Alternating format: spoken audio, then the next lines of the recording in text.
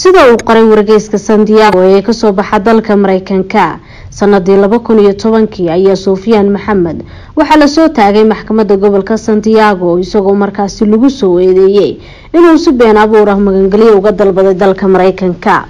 Dambiilayaasha maxkamadda Santiago ayaa Sufyaan Maxamed ku soo eedeeyay inuu kiisa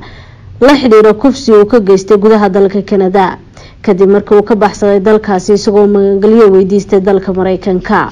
warbixintan ayaa wargeyska lagu sheegay in Sufyaan Maxamed uu iska dhiibay dalka Canada sanadku markuu ahaa 1995 xilligaasi oo uu ka dhoofay dalka Kenya kadib muddo dheer oo uu ku sugnaa dalka Canada waxa uu Sufyaan ku adkaatay inuu helo aqoonsiga qaxoontinimo ee wadankaasi Canada.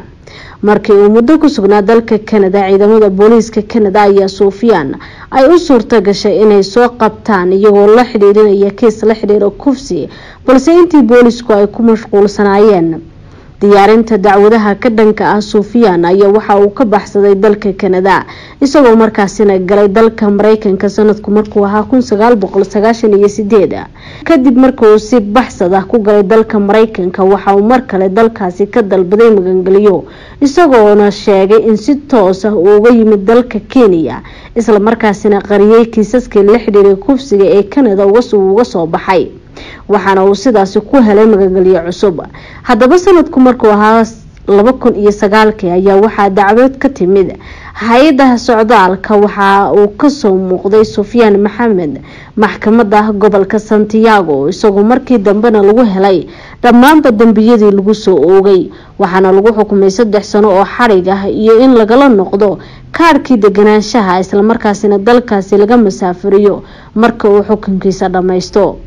ugu dambeyn waxa xusid mudan in toddobaadyadii ugu dambeeyay baraha bulshada Soomaalidu ay ku wada xiriirto uu si weyn u qabsaday Sufyaan Maxamed kadib markii ay soo baxeen eedeymo la xiriira inuu ka dambeeyay dilalka wariyaal loogu geystay magaalada Muqdisho sanadku markuu ahaa 1991 balse Sufyaan ayaa gaashaanka u daruuray dhammaanba eedeymahaasi isagoo kuwa kalena sheegay in aanay mudnayn ama aan la taagnayn waqtigii uu ka jawaabi lahaa ama uu soo bandhigi lahaa cadeymo la xiriira dhammaanba eedeymahaasi loo haysto.